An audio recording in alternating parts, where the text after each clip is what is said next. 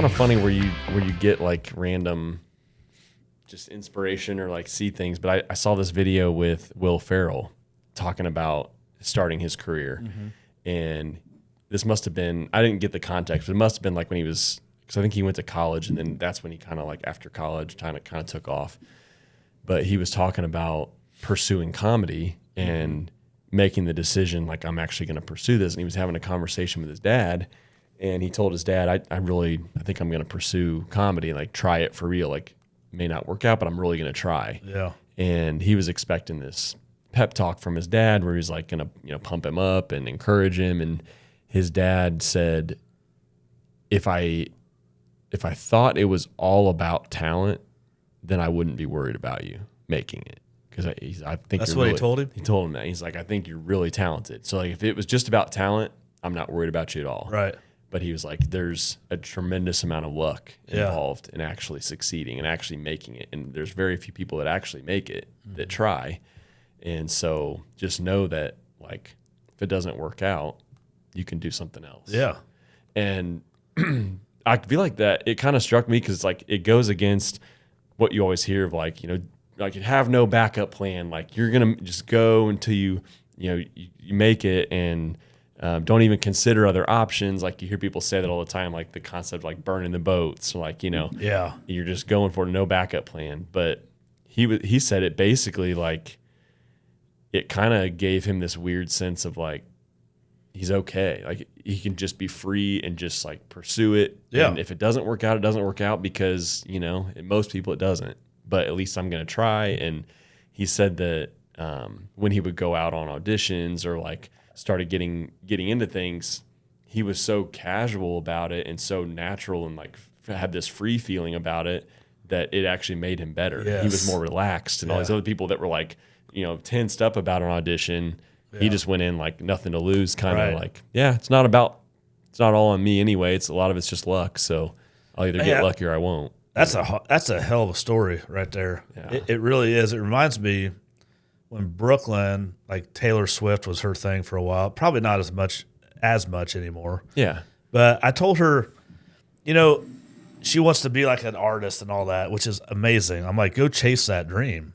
Just know. It's kind of the same thing Will Ferrell's dad probably told him. You're still going to have to work. You're still going to have to, it may never happen. But if that's your passion, by God, go for it, right? Yeah. Just understand that it's a really, really hard passion. And I hear a lot of parents. I listen a lot. I listen more than I talk, believe it or not. But I've had, even hearing like what Bo and Brooklyn want to do and something like their cousins want to do. And then you just hear an adult say, well, that's a really hard field to get into, and this is really blah, blah, blah. And I'm like, and I'll even stop them. I'm not in a jerk way, but I'm like, those are your fears. And I'll say that. I'm like, those are your fears.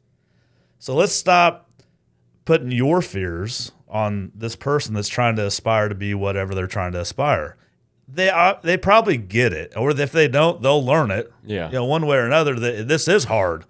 And they'll make a decision at that point. Do I just keep pushing through? Or do I say, that passion just isn't what I thought it was going to be? And then you adapt and you change lanes and you move. We had a family member that was really pursuing a baseball career. And I was just in the background observing it and all these talks of, going hit this and there and possibly MLB stuff, right? And that dream, that's a dream for that young man. And that's like so exciting to watch. And there's a lot of pressure. There's a lot of expectations. There's a lot of just shit that comes with that, to be quite frank. And I was talking to that kid's dad like a number of years ago after the fact when he realized college was going to be the end for him. And I said, if baseball's really your passion, you'll stick with it. I mean, it doesn't mean you're going to be the starting pitcher for the Reds. It may not be you're ever going to be in the major leagues. Yeah. You may find yourself being, I really like being a batting coach. And that was my favorite part of baseball.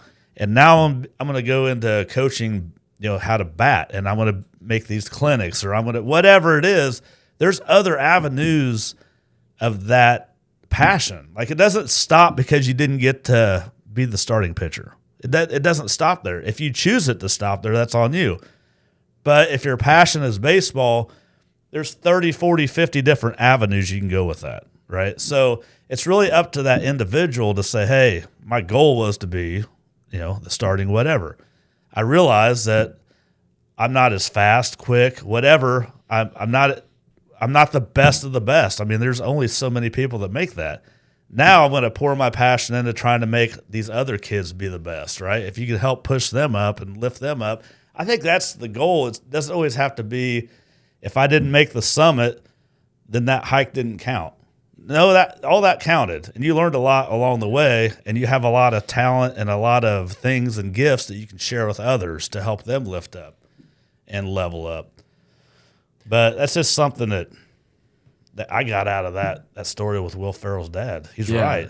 And it's kind, you can kind of relate it to like starting a business, where it's one of those where, like, I mean, a lot of people start a business and it doesn't work out, but I feel like you kind of have to have a balance of like assuming it's going to work out, because otherwise, if you assume it's not going to work, then you probably wouldn't start it. Self-belief, man. So you got to believe in yourself, but also not be so like naive that you don't do the things we've talked about in other episodes of like, you have to be smart about the way you pursue it. You can't get in over your head and get over leveraged with debt or things that, could tank you if it doesn't work out perfectly, because it never works out perfectly. No.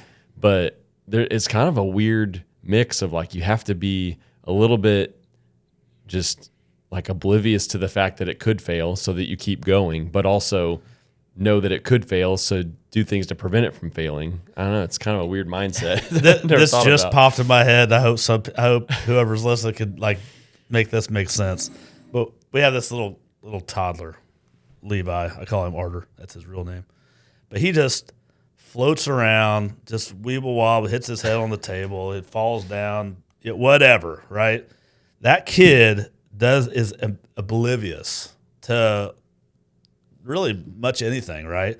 But that kid is always getting back up and moving forward, falling down, getting hurt, getting back up and moving forward. It really is that simple. It really, really, truly is. So if you can go through life, and especially the business side of it, and ignore the haters, ignore the critics, ignore all the people that are just pointing and laughing at you, and act like it ain't there, it'll blow your mind how quick you'll get through that blaze of hell, if you will. There are believe it or not, and I'm not a negative person, I'm really not, but I am a realist, and I've seen this too many times. There are more people that want to see you fail than want to see you win. That's just reality. Even some of your closest friends, they will be nice to you and they'll love you and all these things, but deep down, they don't really want to see you win. Well, if they do, it forces them to evaluate what their own successes are, and then it makes, if you see somebody else winning in a space that you kind of want to win in and you're not, it makes you feel like you're down on yourself. Yeah. So I think you're right. And there's indicators, like the most simple one, I'll just give you one. There's like 40, but I'll give you the easiest, is social media. Like you can put a post out there, and if you just pay attention, like if your likes go down, which I think is so stupid, but if your likes go down, or people aren't sharing your stuff, or people aren't referring you to friends, and they did in the past, that is the biggest, like some of my friends or people I used to hang out with or do or whatever, they ought to be able to figure that out. Like, I'm not stupid. I know you're not rooting for me. I don't know why you're not, but that's okay. I'm still rooting for you though, right? Because that's a character thing. I think what we're missing is character. Like that's a character thing. You root for your friends. I'm not on social media as much as I used to be, but you'll know when I am. You especially will too. I'll be liking, sharing. I'm supporting my friends. Even if it's something I don't even know what they're doing, but I'm like, I love these guys. I want them to win. I'm supporting them. We got to get back to that. Yeah. That's really, it's hurtful, but it's also like, man, it's just the world we live in right now. But I think we can change that. It's up to us to change that. We don't need somebody from Washington, D.C. telling us what to do on that part of it, right? Yeah. But those are the things that I look at, I see, and it's like, man, that's unfortunate. But whatever. I still love them. Even my enemies, man, I love them and I pray for them. That's just one thing my mom always taught me to do, and my dad too. But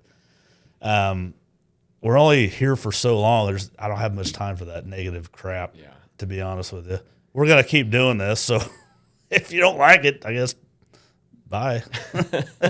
Well, and it only hurts you to have Yeah. that negative mindset towards other people. Like, it doesn't hurt them. And it does wear you down. I've been in a negative season before, and I tell you what, man, it's like carrying, and I'm a heavy guy anyway, but it's like carrying 100 pounds on your back. Yeah. Like having negative thoughts about people. I've got a lot of like competitors, you do too, and I'd say 95% of them I'm friends with. There's 5% that we're not, right? Yeah. And I hate that. I'm not mad, or I'm not like worried about it. I'm not mad about it, but I know some people carry that for the rest of their lives. I'm like, that's some heavy shit. You don't need to carry that. Forgive and let go, man. Yeah. But I think if people were lifting people up and getting back to that, you'd see a whole different